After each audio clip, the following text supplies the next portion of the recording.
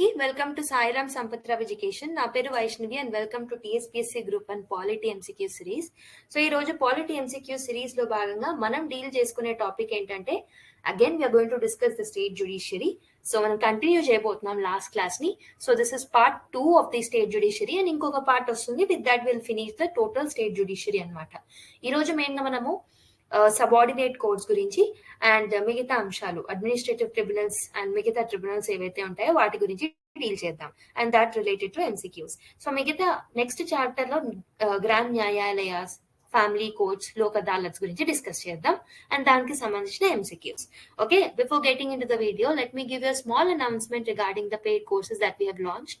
ఒకటి వచ్చేసి mains way is the right way అని ఒక బ్యూటిఫుల్ కోర్స్ ని లాంచ్ చేశాం.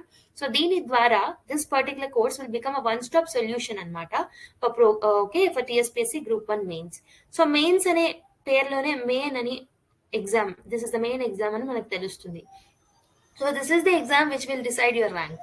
ఓకే, మీకు ఏ సర్వీస్ రావాలో మెయిన్స్ ఎగ్జామ్ మనకు డిసైడ్ చేస్తూ ఉంటుంది. సో అందుకే మనం ఈ కోర్స్ ని లాంచ్ చేయడం జరిగింది. సో ఈ కోర్స్ లో భాగంగా 500+ మెయిన్స్ క్వశ్చన్ ని కాంప్రహెన్సివ్ గా కవర్ చేస్తాం అనమాట. So which will help in covering the entire syllabus and detail discussions అనేవి చేస్తాం for each and every word that is mention in syllabus. So ఆ ప్రాసెస్ లో readymade intros and readymade conclusions ని provide చేస్తాం అనమాట. So ఈ course యొక్క fee వచ్చేసి 7,999 for 1 year validity, 9,999 for 2 years validity. మీకు కావాలి అనుకుంటే 6305935532 అనే నంబర్ కి కాల్ చేసి you can enrol in to this particular course. And ఇంకొకటి వచ్చేసి TSPSC group 1 prelims and mains కి కంబైన్డ్ గా ఒక కాంప్రహెన్సివ్ కోర్స్ ని లాంచ్ చేస్తాం. దీంట్లో మనం ఎంటైర్ సిలబస్ ని కాంప్రహెన్సివ్ గా కవర్ చేస్తాం. తెలంగాణ స్పెసిఫిక్ టాపిక్స్ ఏవైతే ఉంటాయో వాటి మీద ఎక్కువగా ఎంఫసిస్ చేయడం జరుగుతుంది. Exclusive focus will be on mains answer writing and prelims test series will be included in this. 12,999 is for 1 year validity. ఈ కోర్స్ యొక్క ఫీ వచ్చేసి అండ్ ఇంకొకటి వచ్చేసి 14,999 if you want it for 2 years validity. Okay, same number 6305935532 అనే number కి call చేసి you can enrol in to this course also. మరి ఇంకెందుకు ఆలస్యం, ఎన్రోల్ అయిపోండి and will get in to the actual content of today's video. Let's start the video మరి. So already చెప్పినట్టు ఈ రోజు మనం ట్రిబ్యునల్స్ అండ్ నెక్స్ట్ క్లాస్ లో సబార్డినేట్ కోర్ట్స్ కంప్లీట్ చేస్తే మనకు టోటల్ గా స్టేట్ జ్యుడిషియరీ కూడా అయిపోతుంది. So let's start. So the original constitution did not contain provisions with respect to the tribunals. So tribunals కి సంబంధించి సపరేట్ గా మనకి కాన్స్టిట్యూషన్ లో ఒరిజినల్ గా మెన్షన్ చేసి లేదు. కానీ మనకి 42వ రాజ్యాంగ సవరణ ఏదైతే ఉంటుందో 1976 లో part 14A, okay, part 14A ని యాడ్ చేయడం జరిగింది అనమాట. సో ఈ పార్ట్ 14A లో మనకి ట్రిబ్యునల్స్ అనే చాప్టర్ గురించి ఉంటుంది. సో దీంట్లో ఉన్న ఆర్టికల్స్ ఏంటి అంటే 2 ఆర్టికల్స్ ఉంటాయి. Article 323 and 323B. ఓకేనా. సో 223A ఏమో మనకి it deals with the administrative tribunals, whereas 323B ఏమో it deals with the tribunals for the other matters. So tribunals ఎందుకు ఉంటాయి ma'am, what is the need for tribunals? Okay, అంటే మనకు తెలుసు almost 4.3 నుంచి 4.6 crore కేసెస్ పెండింగ్ లో ఉన్నాయి మన ఇండియన్ జ్యుడిషియరీలో. సో అలాంటి కేసెస్ ని సాల్వ్ చేయడానికి మనకి ఇలాంటి ట్రిబ్యునల్స్ అనేవి అవసరం. ఓకే, ఒక సబ్జెక్ట్ స్పెసిఫిక్ మ్యాటర్ మీద ట్రిబ్యునల్స్ ఏర్పాటు చేసుకుంటే కోర్ట్ మీద ఉన్న బర్డెన్ అనేది తగ్గిపోతుంది. సో అందుకే మనం ట్రిబ్యునల్స్ ని ఆల్టర్నేటివ్ డిస్ప్యూట్ రెడ్రెసల్ మెకానిజమ్స్ ని అడాప్ట్ చేసుకుంటుంటాం. ఓకేనా. సో అందులో భాగంగానే 42nd కాన్స్టిట్యూషనల్ అమెండ్మెంట్ యాక్ట్ ద్వారా 14A ని యాడ్ చేయడం జరిగింది. అందులో మనకి 323A అండ్ 323B అనే ఆర్టికల్స్ ఉంటాయన్నమాట, which deals with the administrative tribunals and tribunals for other matters. Okay, so article 323A ఏం చెప్పాను, అడ్మినిస్ట్రేటివ్ ట్రిబ్యునల్స్ గురించి డీల్ చేస్తుంది. So first let us look at the administrative tribunals. So Article 323A empowers the Parliament to provide for the establishment of the administrative tribunals for the adjudication of the disputes relating to the recruitment and conditions of service persons appointed to public services of the center, state, local bodies, public corporation and public authorities. So administrative tribunals, okay, ఏం చూసుకుంటుంది అని చెప్తున్నారు అంటే it will deal about the administrative matters. Administrative matters అంటే ఏంటి, for example centre లో కానీ state లో కానీ పబ్లిక్ సర్వీసెస్ లో ఉన్న వ్యక్తులు ఎవరైతే ఉంటారో, లేకపోతే పబ్లిక్ కార్పొరేషన్స్ కింద పనిచేసే వ్యక్తులు, లేకపోతే పబ్లిక్ అథారిటీస్ కింద పనిచేసే వ్యక్తులు ఎవరైతే ఉంటారో వాళ్ళ సర్వీస్ కండిషన్స్ కి రిలేటెడ్, వాళ్ళ రిక్రూట్మెంట్ కి రిలేటెడ్, వాళ్ళ కండిషన్స్ ఆఫ్ సర్వీస్ కి రిలేటెడ్, వీటి గురించి ఏమైనా ప్రాబ్లమ్స్ ఆర్ డిస్ప్యూట్స్ అరైజ్ అయినప్పుడు we will go to the administrative tribunals అన్నమాట. ఓకేనా. Article 323 will enable the Parliament to take out the adjudication of disputes relating to the service matters for the civil courts and high courts and place it before the administrative tribunals. So normal ga civil courts lo high courts lo unna ee service related matters evaithe untayo వాటిని తీసుకొచ్చి administrative tribunals ముందు పెడతారనమాట ఆ cases ని solve చేయడానికి. So that అప్పుడు ఏమవుతుంది, civil courts లో హై కోర్ట్స్ లో ఉన్న పెండింగ్ కేసెస్ ఆర్ పైన కేసెస్ ఏవైతే ఉంటాయో వాళ్ళ మీద ఉన్న బర్డెన్ కొంచెం తగ్గిపోతుంది. అండ్ ఆల్సో వాళ్ళు వేరే పనులలో ఉండిపోవచ్చు. ఓకే, వేరే ఇంపార్టెంట్ కేసెస్ ని డీల్ చేసుకోవచ్చు. In pursuance of article 323A, the Parliament has passed the Administrative Tribunals Act in 1985. So normal గా 42nd కాన్స్టిట్యూషనల్ అమెండ్మెంట్ యాక్ట్ ద్వారా మనం ఆర్టికల్ 323A ని యాడ్ చేసాం, అవునా? సో దాన్ని పర్స్యూయన్స్ లోనే మనకి పార్లమెంట్ ఏం చేసింది అంటే it has passed in administrative tribunal act in 1985. So ఈ యాక్ట్ ఏం చేస్తుందంటే it will authorise the central government to establish one central administrative tribunal and the state administrative tribunal. So ఈ చట్టం ప్రకారం అడ్మినిస్ట్రేటివ్ ట్రిబ్యునల్స్ యాక్ట్ ఆఫ్ 1985 ప్రకారం ఒక central administrative tribunal ఉంటుంది and several state administrative tribunals respective to the states. ఒక్కొక్క state లో కొన్ని state administrative tribunals ని సెటప్ చేయాలి అని చెప్పేసి ఈ యాక్ట్ అనేది చెప్తుంది అనమాట, ఈ చట్టం అనేది చెప్తుంది అనమాట. And this act opened a new chapter in the sphere of providing speedy and inexpensive justice to aggrieved public servants. So normal ga speedy justice కోసం అండ్ ఆల్సో ఎక్స్పెన్సివ్ గా కాకుండా ఇన్ఎక్స్పెన్సివ్ జస్టిస్ కోసం పబ్లిక్ సర్వెంట్స్ ఎవరైతే అగ్రైవ్డ్ ఉన్నారో వాళ్ళకి help చేస్తుంది అనమాట ఈ మనకి అడ్మినిస్ట్రేటివ్ ట్రిబ్యునల్స్ అనమాట. ఈ చట్టం గుర్తుపెట్టుకోండి, అడ్మినిస్ట్రేటివ్ ట్రిబ్యునల్ యాక్ట్ ఆఫ్ 1985. దీని ద్వారానే మనం ఒక central administrative tribunal and several administrative tribunals at the state levels setup చేస్తున్నాం అనమాట for the speedy delivery of the justice. Okay, speedy delivery of the justice and in with let ఏమంటారు expensive గా కాకుండా inexpensive గా ఉంటుంది. Okay, justice. So చట్టం ప్రకారం మనం సెంట్రల్ అడ్మినిస్ట్రేటివ్ ట్రిబ్యునల్ ని స్టేట్ అడ్మినిస్ట్రేటివ్ ట్రిబ్యునల్స్ ని సెటప్ చేసుకుంటాం. సో ఫస్ట్ దాంట్లో సెంట్రల్ అడ్మినిస్ట్రేటివ్ ట్రిబ్యునల్ గురించి చూద్దాం. సో ఆ చట్టం ప్రకారమే దీన్ని 1985 లో సెటప్ చేశారనమాట. దీని యొక్క ప్రిన్సిపల్ బెంచ్ ఎక్కడ ఉంటుంది అంటే ఢిల్లీలో ఉంటుంది అండ్ అడిషనల్ బెంచెస్ కూడా ఉంటాయి డిఫరెంట్ స్టేట్స్ లో. ప్రెసెంట్ గా మన దగ్గర 17 రెగ్యులర్ బెంచెస్ ఉన్నాయి, ఓకేనా? So 15 of which will operate in principal seats of high courts and the remaining 2 will operate in Jaipur and Lucknow. Okay, so these branches also hold circuit sittings at other seats of high court. So normal ga 17 regular benches ఉంటాయి. So ఆ 17 లో 15 principal seats లాగా high courts లోనే పనిచేస్తాయి. 2 remaining seats Jaipur and Lucknow. Okay, so the Central Administrative Tribunal exercises original jurisdiction in relation to the recruitment and all service related to the matters of public servants covered by it. Its jurisdiction extends to all India services, the central civil services, civil post under the center and civilian employees of defense services. So everyone cover చేస్తుంది. what comes under its jurisdiction అంటే మనకి civil servants ఎవరైతే ఉంటారో వాళ్ళు, okay, all India services కి సంబంధించిన conditions కానీ అవి, and also central civil services, along with that civil post లో సెంట్రల్ లెవెల్ సివిల్ పోస్ట్ లో పనిచేస్తున్న వాళ్ళు and civilian employees who are working for the defence services, వీళ్ళందరూ మనకి they will come under the jurisdiction of the central administrative tribunal అన్నమాట. However, the members of the defense forces, officers and servants of the Supreme Court and the secretarial staff of the Parliament are not covered by it. So ఏవేవి cover కావో కూడా గుర్తుపెట్టుకోండి. Okay, members of defence forces ఏవైతే ఉంటాయో వాటి యొక్క members ఇందులో cover కాదు. And also officers and servants who are working under the supreme court itself. And also secretarial staff ఎవరైతే ఉంటారో పార్లమెంట్ లో పనిచేసే సెక్రటేరియల్ స్టాఫ్, వీళ్ళందరూ దీంట్లో కవర్ అవ్వరు అనమాట. ఎవరు కవర్ అవుతారు? All India services persons, civilian employees who are working for the centre and civil post and also central civil services వీళ్ళు ఇంక్లూడ్ అవుతారు. Whereas defence forces, okay, secretarial staff of parliament, officers and servants of Supreme Court will not be covered under it. The Central Administrative Tribunal is a multi-member body consisting of a chairman and the members. So దీంట్లో chairman ఉంటారు, members ఉంటారు. So originally మనకి CAT, so నేను CAT అంటాను, so short form లో CAT. Okay, originally the CAT consisted of the chairman, vice chairman and the members. కానీ 2006 లో ఏం చేశారు అంటే vice chairperson or vice chairman అనే ఈ పోస్ట్ ని it was remove by the administrative tribunals act అనమాట. సో నార్మల్ గా 2006 వరకు వైస్ చైర్మన్ అనే పోస్ట్ కూడా ఉండేది, బట్ తర్వాత తీసేయడం జరిగింది అనమాట. Okay, so generally it is a multi member body, chairman and other persons ఉంటారనమాట.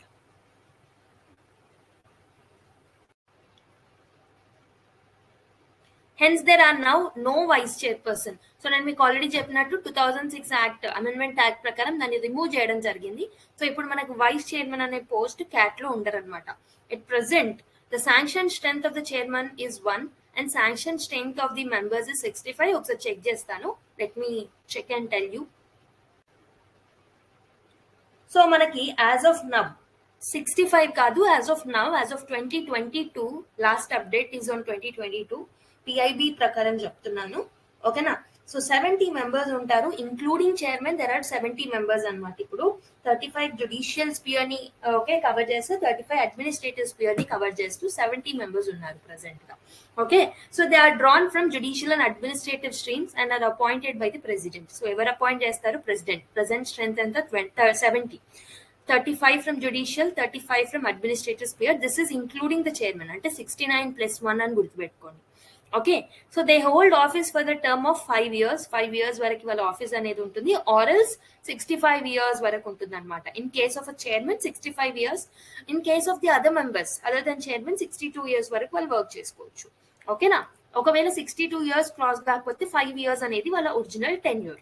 The appointment of members in CAT is made on the basis of the recommendations of the High Power Selection Committee chaired by sitting judge of the Supreme Court. Okay, normal ga ee members of the CAT evaraithe untaro, appointment of members in CAT is made on the basis of the recommendation of the High Power Selection Committee anedi untundi. Vaalla committee ichina okay recommendations prakaram villani manam nominate chestam. So ఈ high power selection committee ఏదైతే ఉందో దీంట్లో ఎవరు ఉంటారు, దీంట్లో సభ్యులు ఎవరు ఉంటారు అంటే okay sitting judge of a supreme court will be. Okay, ఈ sitting judge of the supreme court ని ఎవరు నామినేట్ చేస్తారు అంటే chief justice of India nominate చేస్తారు. So after obtaining the concurrence of chief justice of India, appointments are made with the approval of the appointment committee on the cabinet. So normal గా ఇక్కడ ఏంటంటే central administrative tribunal లో మనకి chairman and members ఉంటారు. Chairman and members అందరూ కలిపి మనకి 70 members ఉన్నారు. ఈ 70 members 35 from the administrative fields and 35 from the judicial sphere. వీళ్ళని అపాయింట్ చేసేది ఎవరు అంటే ఓకే ఒక హై పవర్డ్ సెలక్షన్ కమిటీ అనేది ఉంటుంది. ఈ హై పవర్ సెలక్షన్ కమిటీని చైర్ చేసేది ఎవరు అని అంటే any sitting judge of supreme court. ఇతన్ని ఎవరు నామినేట్ చేస్తారు? ఈ sitting judge of the supreme court ని ఈ హై పవర్ సెలక్షన్ కమిటీకి చైర్మన్ గా ఎవరు నామినేట్ చేస్తారు అంటే చీఫ్ జస్టిస్ ఆఫ్ ఇండియా చేస్తారనమాట. Okay, so after obtaining the concurrence of the chief justice of India, so ఈ అపాయింట్మెంట్ కమిటీ ఏం చేస్తుందంటే it will make some appointments అనమాట. Appointments are made with the approval of the appointments committee of the cabinet. Cabinet లో మనకి appointments committee ఉంటుంది కదా, వాళ్ళ యొక్క అప్రూవల్ తోని అపాయింట్మెంట్స్ అనేవి జరుగుతాయి. మీకు గుర్తుంది అనుకుంటున్నా అపాయింట్మెంట్స్ కమిటీ ఆఫ్ క్యాబినెట్ మనం క్యాబినెట్ కమిటీస్ గురించి చర్చించుకున్నప్పుడు దీని గురించి చెప్పుకున్నాం. ఓకేనా, సో మీకు అర్థమైందని అనుకుంటున్నాం what is the process of okay appointing these people ani.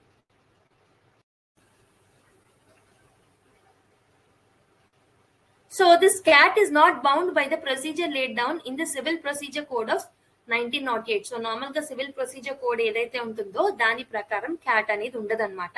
So normal గా క్యాట్ అనేది it is guided by the principles of the natural justice. గుర్తుపెట్టుకోండి. ఓకేనా, these principle keep the CAT flexible in approach. Only nominal fee of ₹50 is to be paid by the applicant. So application పెట్టుకోవాలి ఏదైనా dispute redressal కోసం అంటే just ₹50 nominal fee అనేది పెట్టారనమాట. నేను చెప్పాను కదా ఇన్ఎక్స్పెన్సివ్ అనేది ఉంటుంది అని. The applicant may appear either in a person or through the lawyer. So direct గా మీరు వెళ్ళినా ఓకే వాళ్ళు జస్టిస్ అనేది మీకు ప్రొవైడ్ చేస్తారు, లేదా మీరు లాయర్ తో అయినా వెళ్ళొచ్చు అనమాట. Originally appeals against the orders of the cat could be made only in the supreme court and not in the High Court. However, in the Chandrakumar case 1997, the Supreme Court declared this restriction on the jurisdiction of the High Court as unconstitutional, holding the judicial review as a part of a basic structure of the Constitution. So నార్మల్గా ఒరిజినల్గా ఎలా ఉండేదంటే ఇప్పుడు cat ఏదైనా judgement ఇచ్చింది అనుకోండి, so దానికి appeal చేసుకోవచ్చు కదా మనం హైయర్ కోర్ట్స్ లో. ఒరిజినల్ గా ఎలా ఉండేదంటే ఓన్లీ సుప్రీం కోర్టులో మాత్రమే మనం అపీల్ చేసుకోవచ్చు, హైకోర్ట్స్ లో మనం ఈ పర్టికులర్ జడ్జిమెంట్ ని అపీల్ చేసుకోలేమని చెప్పేసి ఉండేది. బట్ తర్వాత మనకు సుప్రీంకోర్టు ఏం చెప్పిందంటే చంద్రకుమార్ కేసు అనేది జరిగింది. ఎప్పుడు 1997 లో చంద్రకుమార్ కేసులో సుప్రీంకోర్టు టోల్ దాట్ హైకోర్టు మీద ఈ రెస్ట్రిక్షన్ ఏదైతే పెట్టినారో it is against the judicial review. Okay, అందుకే మేము అన్కాన్స్టిట్యూషనల్ గా డిక్లేర్ చేస్తున్నాము, హైకోర్ట్స్ కూడా వినొచ్చు అపీల్స్ అని చెప్పేసి చెప్పింది అనమాట. It laid down the appeals against the orders of the CAT shall lie before the division bench of a concerned high court. So normal గా హైకోర్ట్ లో డివిజన్ బెంచెస్ ఉంటాయి కదా, అక్కడికి అపీల్ మనం చేసుకోవచ్చు అని చెప్పేసి సుప్రీంకోర్టు చంద్రకుమార్ కేసులో జడ్జిమెంట్ ఇవ్వడం జరిగింది. Okay, so now it is not possible for an A grade public person to approach the Supreme Court directly against an order to the CAT without first going to the concerned high court. అంటే ఖచ్చితంగా first concern high court కి వెళ్ళిన తర్వాతనే supreme కోర్టుకి వెళ్ళాలి తప్పితే direct గా supreme కోర్టుకి అయితే మనము అపీల్ చేసుకోలేము ఈ క్యాట్ ఇచ్చిన జడ్జిమెంట్స్ ని. ఓకేనా, గుర్తుపెట్టుకోండి. సో అడ్మినిస్ట్రేటివ్ ట్రిబ్యునల్ యాక్ట్ ప్రకారం రెండింటిని ఎస్టాబ్లిష్ చేసాం, ఒకటి క్యాట్, ఇంకొకటి సాట్. ఈ సాట్ అనేది డిఫరెంట్ స్టేట్స్ లో ఉంటాయి. దీన్ని కూడా మనం 1985 చట్టం ద్వారానే ఎస్టాబ్లిష్ చేయడం జరిగింది. సో క్యాట్ గురించి చదివాం కాబట్టి ఇప్పుడు సాట్ గురించి చదువుదాం. So the Administrative Tribunals Act of 1985 empowers the central government to establish the state administrative tribunals. So state administrative tribunals ని ఎస్టాబ్లిష్ చేయొచ్చు అని ఎవరికి ఆ అధికారం అనేది ఇస్తుంది? సెంట్రల్ గవర్నమెంట్ కి, not for the state government. గుర్తుపెట్టుకోండి, central government is given an authority or power to establish a state administrative tribunal on specific request of this concerned state government. So state government request చేసినప్పుడు central government అని establish చేయొచ్చు అనమాట for that particular state. So far the SAT has been set up in 9 states of Andhra Pradesh, Himachal Pradesh, Odisha, Karnataka, Madhya Pradesh, Maharashtra, Tamil Nadu, West Bengal and Kerala. So let me check once ఇంకెక్కడైనా వేరే states లో ఇప్పుడు establish చేశారా అనేది data update చేస్తాను. Give me a second. So ఇప్పుడు కూడా 2019 కాదు, ఇప్పటికీ కూడా 9 స్టేట్స్ లోనే ఈ స్టేట్ అడ్మినిస్ట్రేటివ్ ట్రైబ్యునల్స్ ని సెటప్ చేశారనమాట. సో ఏది అప్డేట్ అవ్వలేదు, so don't worry about it. So this data is correct. 9 states లోనే ఇప్పటికీ కూడా ఎస్టాబ్లిష్ చేశారు. ఇక్కడ తెలంగాణ ఉందా? తెలంగాణ లేదు, గుర్తుపెట్టుకోండి.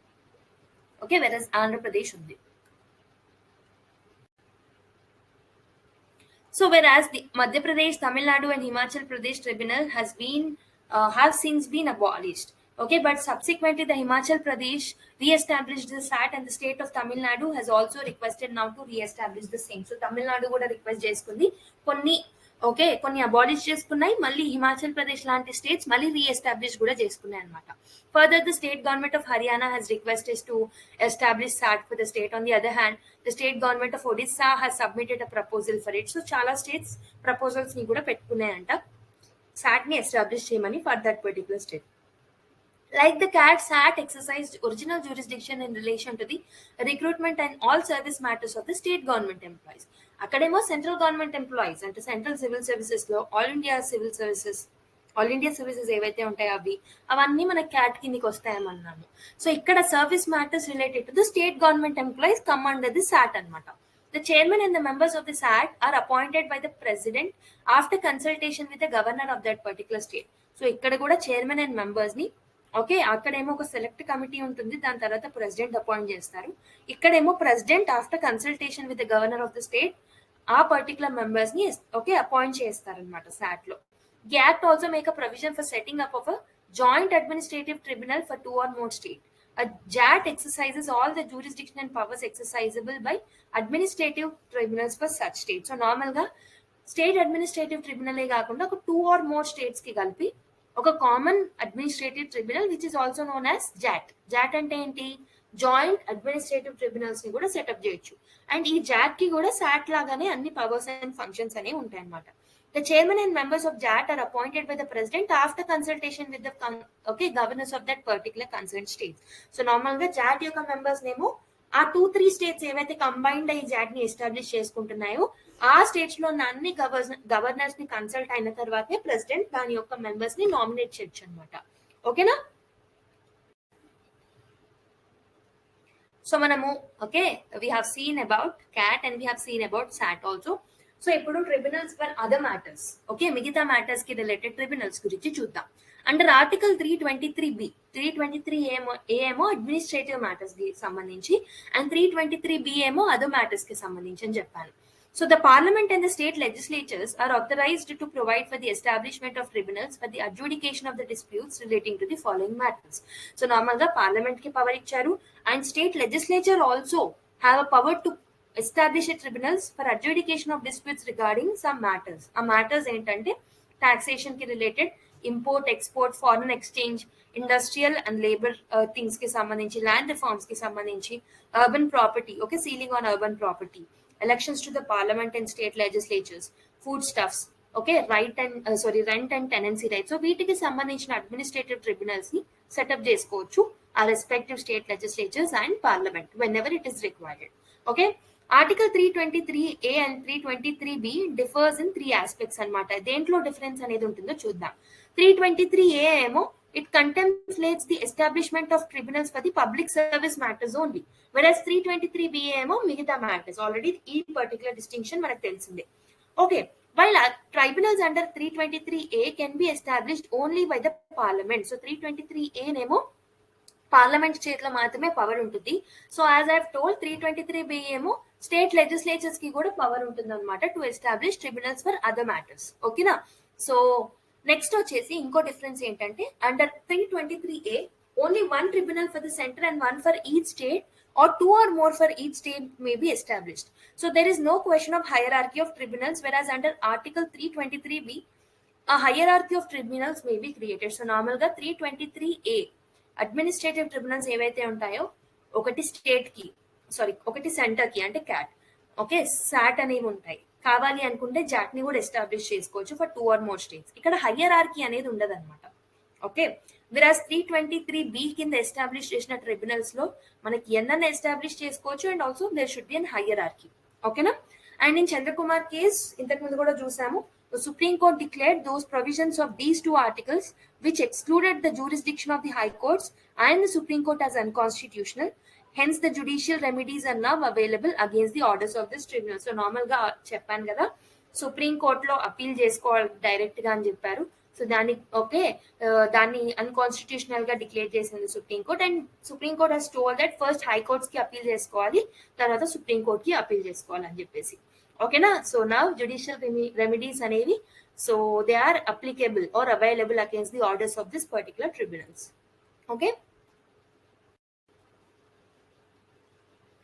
సో ఇక్కడ మీరు చూడండి క్యాట్ యొక్క బెంచెస్ నేను 17 ఉంటాయని చెప్పాను, 15 డైరెక్ట్ గా 2 ఓకే 15 హైకోర్ట్స్ కింద ఉంటాయి, 2 నార్మల్ గా ఉంటాయి and 1 principal benches in Delhi అని చెప్పాను. సో అలహాబాద్ బెంచ్ ఉంటుంది, లక్నో, కటక్, హైదరాబాద్ లో కూడా ఒక బెంచ్ ఉంటుంది for which is common for the Andhra Pradesh and Telangana. ఇది ఒకటి గుర్తుపెట్టుకోండి. బెంగళూరు, కర్ణాటక, మద్రాస్, తమిళనాడు అండ్ పుదుచ్చేరి రెండింటిని కవర్ చేస్తుంది. Ernakulam bench, Kerala and Lakshadweep, Bombay bench. So మనకి ఇక్కడ Bombay bench, Jodhpur bench, Jaipur, Chandigarh, Jabalpur, Patna, Calcutta, Guwahati. So don't need to remember everything. Just remember that Hyderabad bench will cover for both Andhra Pradesh and Telangana. Okay.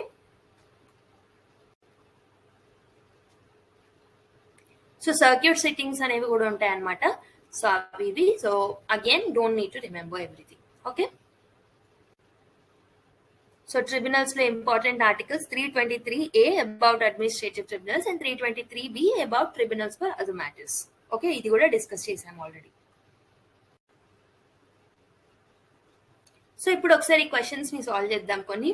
Wear was the principal bench of the central administrative tribunal was set up according to 1985 act? ఢిల్లీలోనా, హైదరాబాద్ లోనా, ముంబైలోనా, భోపాల్లోనా? ఒకసారి try చేయండి. So I hope you people have tried it. So ఇప్పుడే మనం చూసాం కదా సెంట్రల్ అడ్మినిస్ట్రేటివ్ ట్రిబ్యునల్ యొక్క ప్రిన్సిపల్ బెంచ్ వచ్చేసి మనకి ఢిల్లీలో ఉంటుందని. సో option A is the right answer for this particular question. So let's go to another question. So in which year the administrative tribunals act was passed? 1960, 1970, 1975, 1985. So ఒకసారి try చేయండి question ని. So I hope you people have tried it. So we know that right answer is 1985. So option B is the right answer. So ఈ questions మీకు ఇప్పుడు ఈజీగా అనిపిస్తాయి, but once మీకు అన్ని క్వశ్చన్స్ని కలిపి మీకు క్వశ్చన్స్ ఫ్రేమ్ చేస్తారు కదా, లైక్ ఇప్పుడు ఈ సబ్జెక్ట్ గురించి మనం ఇప్పుడే చదివాం కాబట్టి మనకి ఈ ఐడియా అనేది మనకి వెంటనే వచ్చేస్తుంది. But if you are not revising it, again if the same question appears in the exam hall, you will not be able to solve if you are not revising it. So revision is main. So revision చేసుకోండి, ప్రతి ఒక్క చాప్టర్ని మళ్ళీ మళ్ళీ revise చేసుకోండి. ఈ రోజు ఈ chapter చదువుతున్నారంటే మళ్ళీ ఫస్ట్ వీడియోని వినండి, ఫస్ట్ వీడియోని విని మళ్ళీ ఆ చాప్టర్ని మళ్ళీ రివైజ్ చేసుకోండి. So for the first time మీరు 1x స్పీడ్తోనే విన్నారు అని అనుకోండి, ఇప్పుడు 2x స్పీడ్తో వినండి క్లాస్ని. లేదు క్లాస్ని మళ్ళీ వినే ఓపిక లేదు, మళ్ళీ ఒకసారి బుక్ రివైజ్ చేసుకోండి, మీ దగ్గర ఉన్న స్టాండర్డ్ బుక్ని చదువుకోండి, సరిపోతుంది. Okay, but revision is compulsory. So option D is the right answer, not B. Ikkada D is the right answer. So which of the following is empowered to establish the administrative tribunals? President, Parliament, Supreme Court, Rajya Sabha. Oksa try cheyandi. So the right answer is Parliament. Manaku telisinde administrative tribunals evaithe untayo Parliament will establish ani. So option B is the right answer. So next question try cheyandi. So the 42nd Constitutional Amendment Act of 1976 added which of the following part of the Constitution of India? Part 11, Part 13, Part 14A, Part 14B. Oksa try cheyandi. Okay, I hope you people have tried it. So we know that Part 14A is added through the Constitutional Amendment Act of 42nd.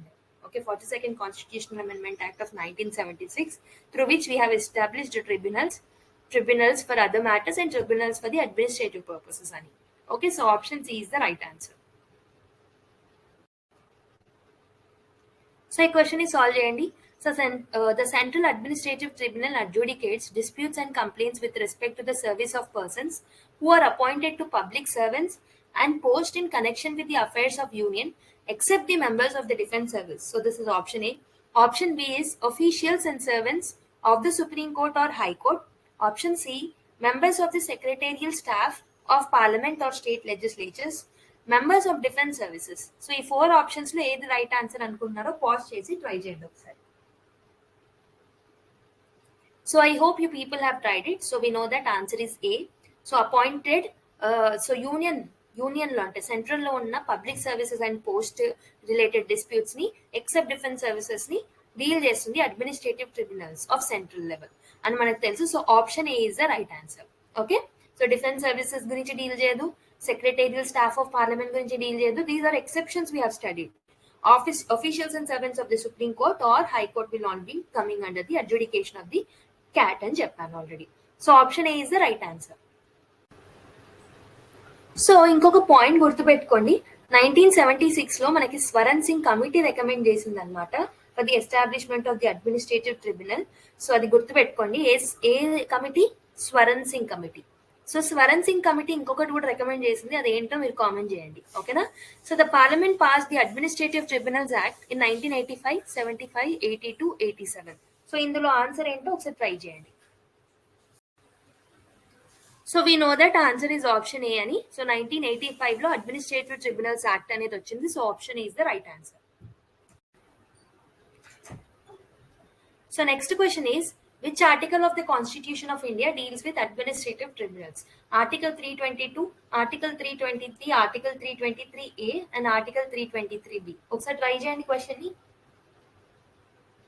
So I hope you people have tried it. So we know that Article 323A will deal with the administrative tribunals, whereas Article 323B deals with the other tribunals. Okay, so option C is the right answer. So Mahanadi water disputes tribunal was constituted in which year అని అడుగుతున్నారు.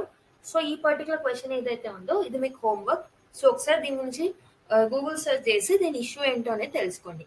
March 2018, April 2004, August 2017, December 2018. Okay.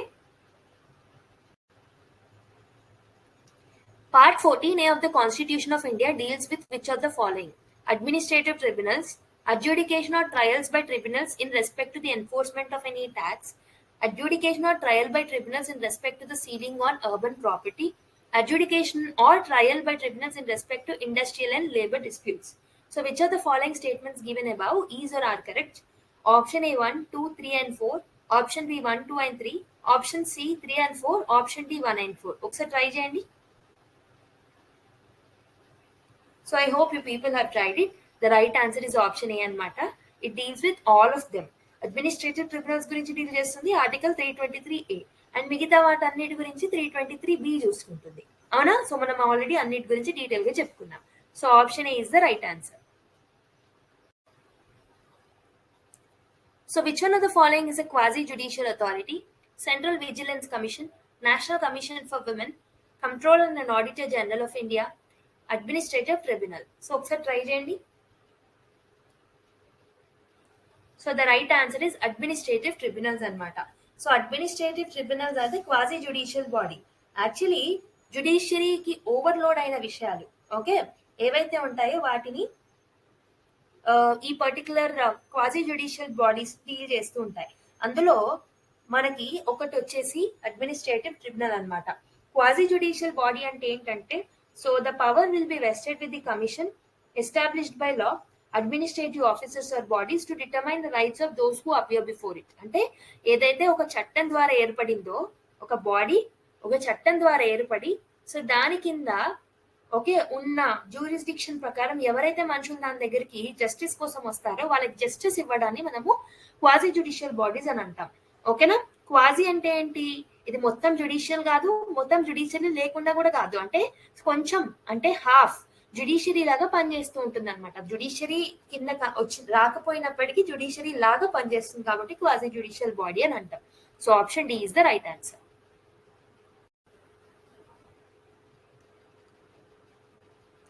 In which of the following cases did the Supreme Court rule that the power of the judicial review vested in the High Courts in respect of the decisions given by the service tribunals cannot be ousted or excluded even by the constitutional amendment? High Court of the Judiciary at Bombay versus Shirish Kumar, Sampath Kumar versus Union of India, Chandra Kumar versus Union of India, All India Judges Association versus Union of India. So ఈ 4 options లో ఏది right answer అనుకుంటున్నారో pause చేసుకొని try చేయండి ఒకసారి. So the right answer is మనం ఇంతకు ముందే చూసాం కదా Chandra Kumar versus union of India. ఆ పర్టికులర్ కేసులో సుప్రీంకోర్టు ఏం చెప్పిందంటే judicial review of the high court ని కర్టైల్ చేయకూడదు. Even with the amendment we cannot curtail the judicial review power of the high court with respect to the appeals from the service tribunals అని చెప్పేసి చెప్పింది. So option C is the right answer. The chairman of the State Administrative Tribunal is appointed by the Governor of the State, Chief Justice of the State High Court, Speaker of the State Legislative Assembly, President of India. ఒకసారి try చేయండి. So the right answer is మనకు తెలిసిందే. So option D President of India will appoint the chairman and other members of the State Administrative Tribunal. So after consulting with the concerned governor of that particular state. అవునా? So option is the right answer is D అన్నమాట. So next question is, which of the following constitutional amendment acts included part 14A in the Constitution of India? 42nd Constitutional Amendment Act, 44th, 47th and 49th. ఒకసారి try చేయండి. So we know that the right answer is 42nd Constitutional Amendment Act ద్వారా వీటి రెండింటిని add చేశారు. So this part was added in which Article 323A and 323B with respect to the tribunals was added. So option A is the right answer. So ఇప్పుడు tribunals గురించి అన్ని complete చేసాము and we have also solved questions కాబట్టి subordinate courts యొక్క introduction ఇస్తాను. దాని తర్వాత మిగతా టాపిక్ సబార్డినేట్ కోర్ట్స్ కి సంబంధించి నెక్స్ట్ క్లాస్ లో చూద్దాం. ఓకేనా? So the state judiciary consist of high court and hierarchy of subordinate courts. మనకు తెలిసిందే హైకోర్ట్ కింద సబార్డినేట్ కోర్ట్స్ ఉంటాయని చెప్పాను. I shown you the diagram also starting classes లో. ఓకే, వీటిని మనం లోవర్ కోర్ట్స్ అని కూడా అంటాం. ఓకేనా? సబార్డినేట్ కోర్ట్స్ ని సబార్డినేట్ కోర్ట్స్ అని ఎందుకు అంటామంటే బికాస్ హైకోర్ట్ కింద ఒక సబార్డినేట్ గా అంటే సబార్డినేషన్ హైకోర్ట్ సబార్డినేషన్ లో పనిచేస్తూ ఉంటాయి అనమాట. So the function below and under the high court at districts and the lower levels. ఓకేనా? They will function below the high court అనమాట. ఎక్కడెక్కడ పనిచేస్తాయి? డిస్ట్రిక్ట్ లెవెల్లో కొన్ని కోర్ట్స్ పనిచేస్తాయి అండ్ డిస్ట్రిక్ట్ కన్నా తక్కువ లెవెల్లో లోవర్ లెవెల్లో కూడా కొన్ని కోర్ట్స్ పనిచేస్తాయి. బట్ అన్నిటిని మనం కలెక్టివ్ గా సబార్డినేట్ కోర్ట్స్ అని పిలుస్తాం అనమాట. ఓకేనా?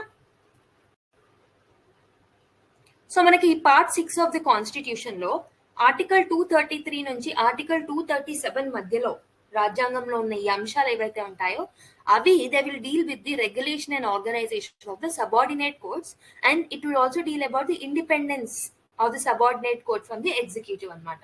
సో అవేంటో చూద్దాం. సో ఫస్ట్ వచ్చేసి how the district judges are appointed, వాళ్ళని ఎలా అపాయింట్ చేస్తాం. So the appointment, posting and promotion of the district judge in a state are made by the governor of the state in consultation with the high court.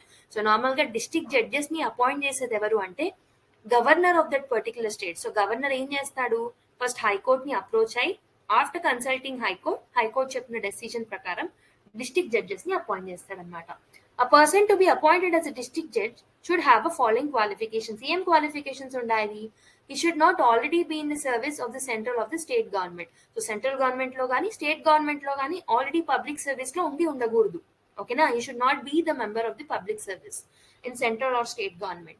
Ingokati, he should have been an advocate or a pleader for 7 years. So 7 years oka advocate laga pan chesi undalanamata, lekapothe oka pleader laga pan chesi undali. He should be recommended by the high court for the appointment. So already cheppanu, high court yokka recommendation బట్టి అతన్ని appoint చేస్తారని. So this is the another thing. ఇంకొకటి district judges. ఇప్పుడు మనము appointment of district judges లో appointment of persons other than the district judges కాకుండా మిగతా వాళ్ళు ఎవరైతే ఉంటారో వాళ్ళ అపాయింట్మెంట్ ఏంటంటే okay to the judicial service of state or made by the governor of the state after consultation with the state public service commission and the high court. So normal గా district judge నేమో only high court యొక్క recommendation, high court ని consult చేసి మాత్రమే governor appoint చేస్తారు. District judge కాకుండా మిగతా వాళ్ళు ఉంటారు కదా, ఆ ఆఫీసర్స్ అందరినీ ఎవరు అపాయింట్ చేస్తారు? Again governor will appoint them. But ఎవరిని కన్సల్ట్ చేసి? స్టేట్ పబ్లిక్ సర్వీస్ కమిషన్ ని కన్సల్ట్ చేయాలి అండ్ ఆల్సో హైకోర్ట్ ని కూడా కన్సల్ట్ చేయాలి. సో ఈ పాయింట్స్ గుర్తుపెట్టుకోండి, very very important. So the control over district courts and other subordinate courts, including the posting, promotion and leave of pensions belonging to the judicial service of the state and holding any post inferior to the post of district judges vested in the high court. So normal ga state level lo unna okay na district courts ఏవైతే ఉంటాయో, district courts లో ఉన్న okay మనుషులు ఎవరైతే ఉంటారో లేకపోతే వేరే subordinate courts కి సంబంధించిన మనుషులు ఎవరైతే ఉంటారో వాళ్ళ యొక్క పోస్టింగ్, లీవ్ కి సంబంధించి, ప్రమోషన్స్ కి సంబంధించి అవన్నీ స్టేట్ చూసుకుంటుంది అనమాట. ఓకే, స్టేట్ యొక్క జ్యుడిషియల్ సర్వీస్ కిందకి వస్తాయి.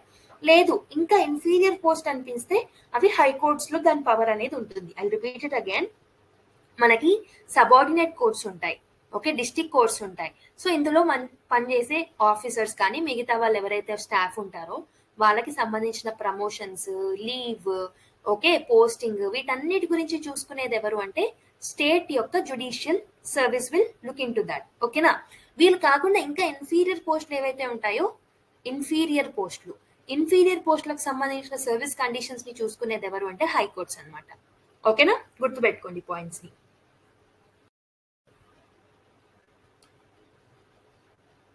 So the interpretation. The expression district judge include the judge of a city civil court, additional district judge, joint district judge, assistant district judge, chief judge of a small cause court, chief presidency magistrate, additional chief presidency magistrate, sessions judge, additional session judge and assistant session judge. So వీళ్ళందరూ మనకి ఎందులోకి వస్తారు అంటే they will come under the word called as district judge.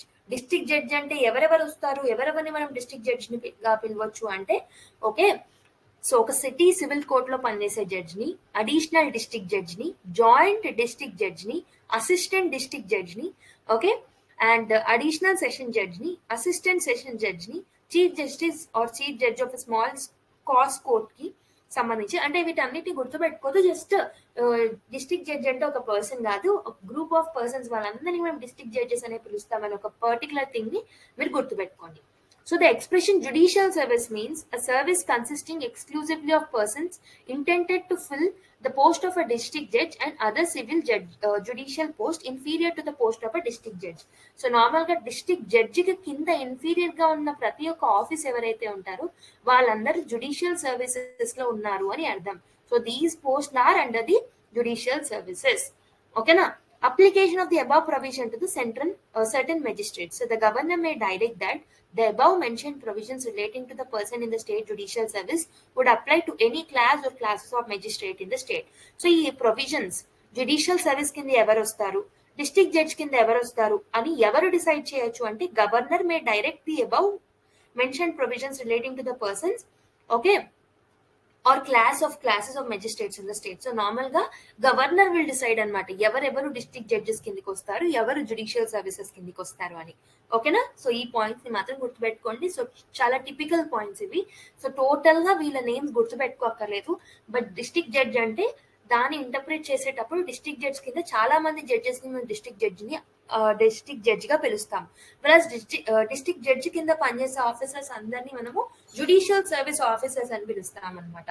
Okay, ఎవరు దేని కిందికి వస్తారు అని decide చేసే పవర్, ఎవరు డైరెక్ట్ చేస్తారు అంటే గవర్నర్ అనమాట. Okay, so structure and jurisdiction గురించి చూస్తే the organisational structure, jurisdiction and nomenclature of a subordinate judiciary are laid down by the state. Hence they differ slightly from state to state. అంటే state చేతిలో ఉంటుంది. Okay, ఒక్కొక్క state లో ఒక్కొక్క నామన్క్లేచర్ అనేది ఉంటుంది. ఒక స్టేట్ లో మనకి ఓకే క్రిమినల్ సైడ్ జడ్జ్ ని ఒకలా పిలుస్తారు, ఇంకో స్టేట్ లో ఇంకోలా పిలుస్తారు. అందుకే నామన్క్లేచర్ అనేది డిఫరెంట్ గా ఉంటుంది అనమాట. అండ్ ఆల్సో పొజిషన్స్ కూడా ఒక స్టేట్ నుంచి ఇంకొక స్టేట్ కి డిఫర్ అవుతూ ఉంటాయి. ఓకే, బ్రాడ్ గా చెప్పుకోవాలనుకుంటే 3 టైర్స్ అనేవి ఉంటాయి in criminal and civil courts below the high court. So high court ఉంటుంది. సో హైకోర్ట్ లో మనం సివిల్ సైడ్ ఉంటుంది అండ్ ఆల్సో క్రిమినల్ సైడ్ ఉంటుంది అనమాట. Okay, district and session judges court ఎవరైతే ఉంటుందో సో దాంట్లో సివిల్ సైడ్, క్రిమినల్ సైడ్ ఉంటుంది. సివిల్ సైడ్ కింద మళ్ళీ సబార్డినేట్ జడ్జెస్ కోర్ట్ ఉంటుంది, మున్సిఫ్ కోర్ట్ ఉంటుంది. క్రిమినల్ సైడ్ లో చీఫ్ జ్యుడిషియల్ మెజిస్ట్రేట్ కోర్ట్ ఉంటుంది, జ్యుడిషియల్ మెజిస్ట్రేట్ కోర్ట్ ఉంటుంది. So this is the general hierarchy, but it will differ from the state to state అనమాట. అది గుర్తుపెట్టుకోండి. So the district judge is the highest judicial authority in the district level. So district level లో మనకి highest judicial authority ఎవరు? district judge అని చెప్పాను. So normal గా district judge కి ఒరిజినల్ అండ్ అప్పలేట్ జ్యూరిస్డిక్షన్ అనేది ఉంటుంది in both civil as well as the criminal matters. అంటే district judge will have an authority of the civil matters also as a criminal matters. And the district judge is also called as a session judge. So normal గా session judge గా కూడా పిలుస్తారు అనమాట. So normal గా when district judge is dealing with the civil cases అతన్ని district judge గా పిలుస్తారు. Criminal cases ని డీల్ చేసేటప్పుడు సెషన్స్ జడ్జ్ గా పిలుస్తారు. అంటే మనకి క్రిమినల్ మ్యాటర్స్ ఉంటాయి, సివిల్ మ్యాటర్స్ ఉంటాయి. సో రెండింటిని డీల్ చేసేది డిస్ట్రిక్ట్ జడ్జి. కానీ క్రిమినల్ మ్యాటర్స్ ని డీల్ చేసేటప్పుడేమో he'll be called as session judge అనమాట. వెరాస్ సివిల్ మ్యాటర్స్ ని డీల్ చేసేటప్పుడు డిస్ట్రిక్ట్ జడ్జ్ ని మనం ఏం పిలుస్తామంటే డిస్ట్రిక్ట్ జడ్జ్ గానే పిలుస్తాం. ఓకేనా? గుర్తుపెట్టుకోండి. The district judges exercise both judicial and the administrative powers. So administrative powers ఉంటాయి అతని చేతిలో and judicial powers కూడా ఉంటాయి అన్నమాట. He also have supervisory powers over all the subordinate courts in the district. Appeals against his orders and judgment lie to the high court అన్నమాట. So normal గా అతనికి ఏమేమి ఉంటాయని చెప్పాను. Jurisdiction over, okay, original jurisdiction ఉంటుంది and also appellate jurisdiction ఉంటుంది. He will deal about the criminal matters and also civil matters. ఓకేనా? And also అతనికి అడ్మినిస్ట్రేటివ్ పవర్స్ ఉంటాయి అండ్ ఆల్సో జ్యుడిషియల్ పవర్స్ కూడా ఉంటాయి. అండ్ అపీల్స్ అగేన్స్ట్ హిమ్, ఒకవేళ అతను ఇచ్చిన జడ్జ్మెంట్ ని అపీల్ చేసుకోవాలంటే రెస్పెక్టివ్ హైకోర్ట్ లో చేసుకోవాలి. And he also have a subordinating powers అనమాట. ఓకే, నార్మల్ గా సబార్డినేట్ కోర్స్ ని సూపర్వైజ్ చేసి సూపర్వైజరీ పవర్స్ అనేవి కూడా ఉంటాయి. Okay, so the session judge has a power to impose any sentence including the life imprisonment and capital punishment also. Even death sentence ని impose చేసే right కూడా ఉంటుందన్నమాట. ఓకే, సో కానీ ఇతను ఇచ్చిన క్యాపిటల్ పనిష్మెంట్ ఓకే జడ్జిమెంట్ ఏదైతే ఉంటుందో అది ఖచ్చితంగా హైకోర్ట్ కి వెళ్ళాలి. నేను ఇంతకు ముందు కూడా చెప్పాను. సో హైకోర్ట్ కన్నా కింద బిలో ఉన్న ఓకే కోర్ట్స్ ఏవైతే ఉంటాయో అవి ఒకవేళ జడ్జ్మెంట్స్ క్యాపిటల్ పనిష్మెంట్ ఇచ్చినప్పుడు అవి ఖచ్చితంగా హైకోర్ట్ కి అపీల్ అవుతాయి అన్నమాట. So they should not take the final decision. High court ki appeal avutayi, most of the cases supreme court ki kuda appeal ayipotayi. So major decisions kabatti. So below the district and the sessions court stands the court of a subordinate judge on the civil side and court of chief judicial magistrate on the criminal side. So let me ikkada clean chestanu so that I can easily explain with you. So normal ga manaki criminal matters ki civil matters ki different okay courts గా పిలుస్తాం మనం. Civil matters కి ఒక సంబంధించి district judge ని ఒకలా పిలుస్తాము, criminal matters కి సంబంధించి ఒకలా పిలిస్తే సివిల్ మ్యాటర్స్ కి ఇంకోలాగా పిలుస్తామని చెప్పాను. ఓకే, ఒక దాంట్లో సెషన్ జడ్జ్ గా పిలుస్తాము, ఇంకో దాంట్లో డిస్ట్రిక్ట్ జడ్జ్ గా పిలుస్తాం. అవునా? సో దాని తర్వాత కింద ఎవరు ఉంటారు, వీళ్ళకి కింద ఎవరు పనిచేస్తారు అంటే below the district. Okay, civil matters లో ఏమో డిస్ట్రిక్ట్ జడ్జ్ అంటాం. So below the district and the sessions court stands the court of judicial judge on the civil side. Judicial judge on the civil side, and court of chief judicial magistrate. Chief judicial magistrate కి సంబంధించిన court ఏమో criminal matters side ఉంటుంది అనమాట. ఓకేనా? So civil side లో కింద ఎవరు ఉంటారు? జ్యుడిషియల్ జడ్జ్ కి సంబంధించిన కోర్ట్ ఉంటుంది. వెరస్ క్రిమినల్ మ్యాటర్స్ లో చీఫ్ జ్యుడిషియల్ మెజిస్ట్రేట్ కి సంబంధించిన కోర్ట్ అనేది ఉంటుంది. So the subordinate judge exercises unlimited pecuniary jurisdiction over the civil courts. The chief judicial magistrate decides criminal cases which are punishable with imprisonment for up to 7 years. So 7 years వరకు imprison అయ్యే criminal cases ఏవైతే ఉంటాయో అవి deal చేస్తారనమాట chief judicial magistrate. వెరాజ్ judicial judge ఏమో he will look in to the civil court, civil suits అనమాట. Okay, civil cases కి సంబంధించిన సూట్స్ ని చూసుకుంటారు. ఓకేనా? ఈ హైయరార్కీ మీకు తెలిసి ఉండాలి. ఒక్కొక్క స్టేట్ లో ఒక్కొక్కలా పిలిచినప్పటికీ జస్ట్ ఒక హైయరార్కీ మైండ్ లో ఐడియా ఉంటే సరిపోతుంది.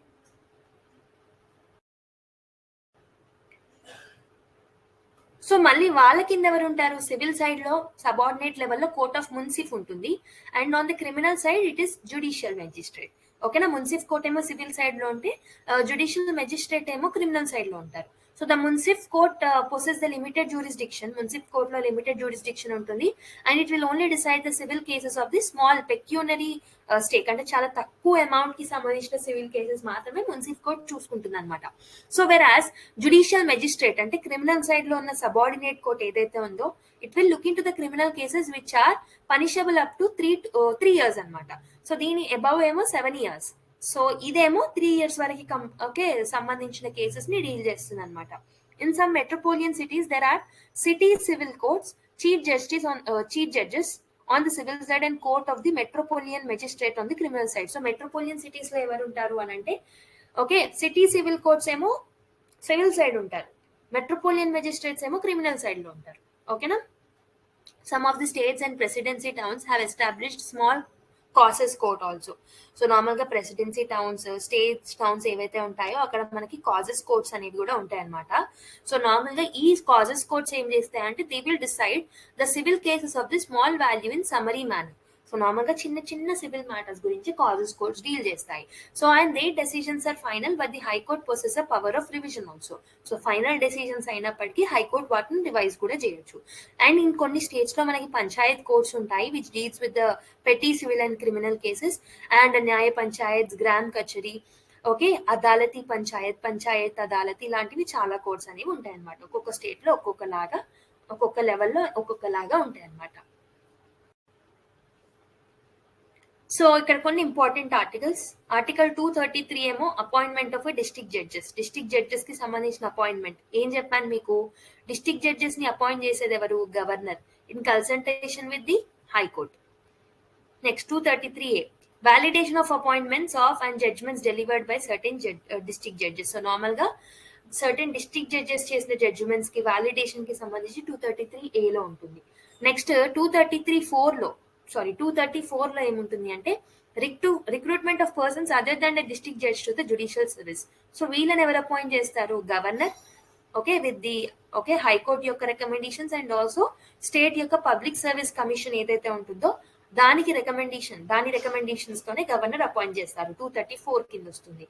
235 ఏమో control over the subordinate courts. 236 is interpretation of the term district judge and also judicial service. So ఈ రెండింటి వర్డ్స్ యొక్క ఇంటర్ప్రిటేషన్ 236 లో ఉంటుంది. 237 లో application of the provisions of this chapter to certain classes of magistrate. So normal గా governor కి power ఉంటుందని చెప్పాను కదా. సో ఈ 236 లో ఉన్న ప్రొవిజన్స్ ని ఎవరెవరికి ఎక్కడెక్కడ అప్లై చేయాలని. సో ఇవి important articles.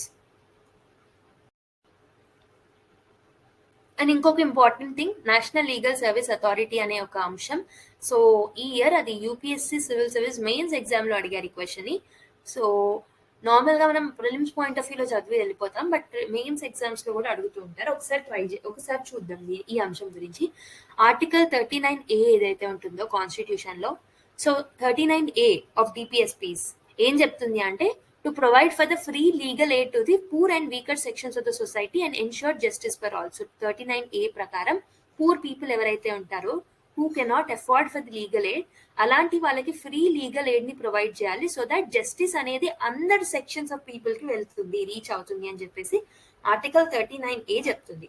So article 14 and article 22 clause 1 of the constitutions also make it obligatory for the state to ensure equality before law and legal system which promote justice on the basis of equal opportunity to all. So normal ga article 14 equality before law and మిగతా articles కూడా equality గురించి deal చేస్తున్నాయి కాబట్టి, so it is necessary that ప్రతి ఒక్కరికి at least weaker section of the people కి free legal aid అనేది దొరకాలి.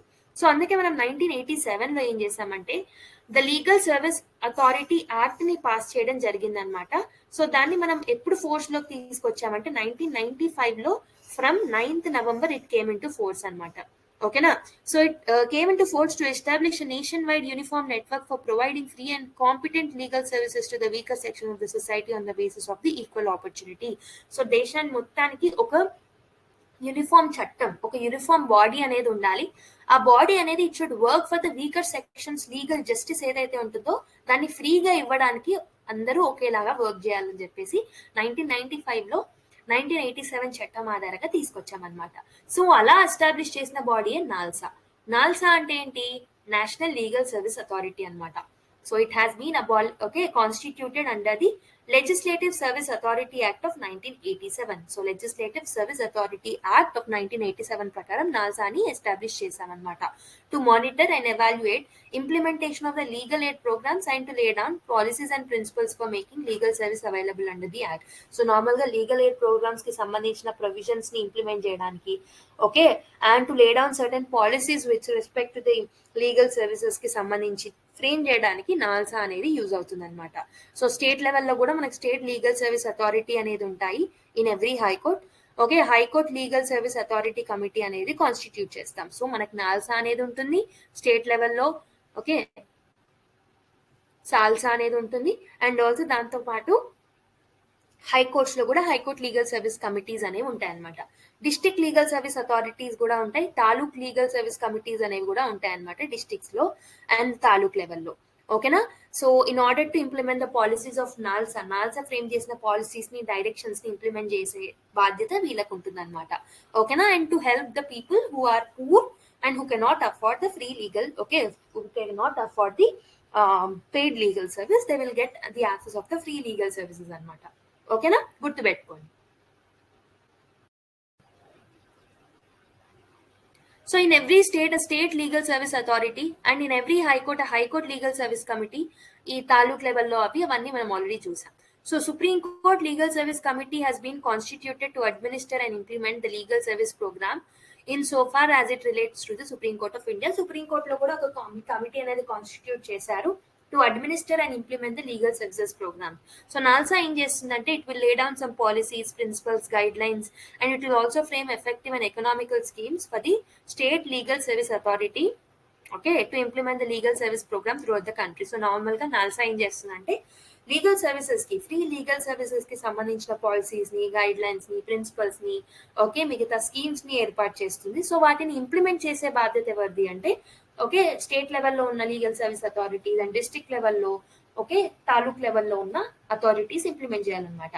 So primarily the state legal service authorities, district legal service authorities, taluk legal service committees etcetera have been asked to discharge the following main functions. So వాటికి ఇచ్చిన functions ఏంటంటే to provide free and competent legal service to the eligible persons. So normal గా ఎవరైతే eligible గా ఉంటారో వాళ్ళకి competent and free legal service ని provide చేయమని చెప్పారు. And to organise Lok adalats for amicable settlement of disputes. So normal గా లోక్ అదాలత్స్ ని కాన్స్టిట్యూట్ చేసే అధికారం కూడా వీళ్ళకు ఉంటుంది అనమాట. So to organise legal awareness camps in the rural areas. So legal awareness camps ని కూడా ఆర్గనైజ్ చేయొచ్చు వీళ్ళు. సో ఏమేమి వస్తాయి మరి legal service, free legal aid services లో ఏమేమి వస్తాయి? సో ఈ క్వశ్చన్ అడగడం జరిగింది. అసలు నాల్సా కింద ఎవరెవరికి ఫ్రీ లీగల్ సర్వీసెస్ అనేది ప్రొవైడ్ చేస్తారు?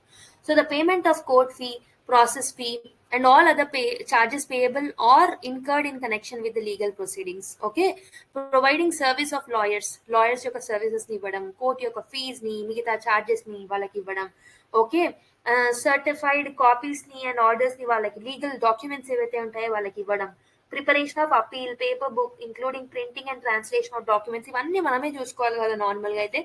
కానీ ఈ నాల్సా ఏం చేస్తుందంటే it will help them doing this అనమాట. ఓకే, ఎవరెవరు ఎలిజిబుల్ అవుతారు అంటే women and children, SC ఎస్టీస్, industrial people, industrial work men, labourers ఎవరైతే ఉంటారో వాళ్ళు, మాస్ డిజాస్టర్స్ కి సంబంధించిన victims, violence, flood, drought, earth quakes, industrial disasters వీటన్నిటికీ గురైన మనుషులు ఎవరైతే ఉంటారో వాళ్ళు, disabled people who are in custody, persons who are in custody, persons whose annual income does not include 1 lakh, 1 lakh కన్నా మించి లేని ఇన్కమ్ ఎవరికైతే ఉంటుందో వాళ్ళు. ఓకే, సో సుప్రీంకోర్టు తర్వాత దీన్ని రివైజ్ చేసి 1,25,000 చేసింది అనమాట.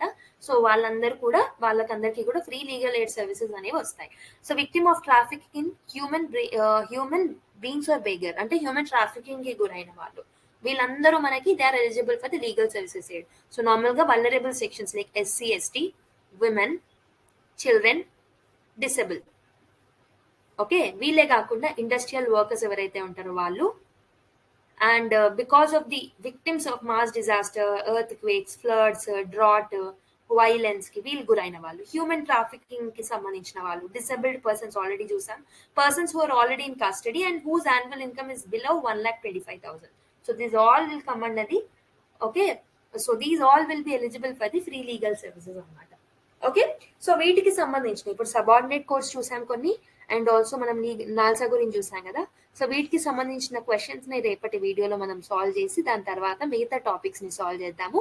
సో మిగతా టాపిక్స్ ని డీల్ చేసి వాటికి సంబంధించిన క్వశ్చన్స్ ని కూడా సాల్వ్ చేసుకుందాం. దాంతో మనకు టోటల్ కంప్లీట్ చాప్టర్ అనేది పూర్తవుతుంది. ఓకేనా, అదనమాట ఈరోజు video. I hope you people have enjoyed this video. Next class లో మళ్ళీ కలుద్దాం. మరి వీడియో కనుక నచ్చినట్టయితే మా ఎఫర్ట్స్ ని రికగ్నైజ్ చేయాలి అని మీకు ఏమాత్రం అనిపించినా you can like and you can share with your friends and fellow aspirants, and you can give your valuable feedback to the comment box. ఓకేనా, అండ్ ఒక క్వశ్చన్ హోంవర్క్ ఇచ్చాను కదా, దాన్ని సాల్వ్ చేయడానికి ట్రై చేయండి, దాని గురించి కొంచెం రీసెర్చ్ చేయండి. ఓకేనా, సో మరి మళ్ళీ నెక్స్ట్ క్లాస్ లో కలుద్దాం. Until then take care and keep smiling. Bye bye everyone.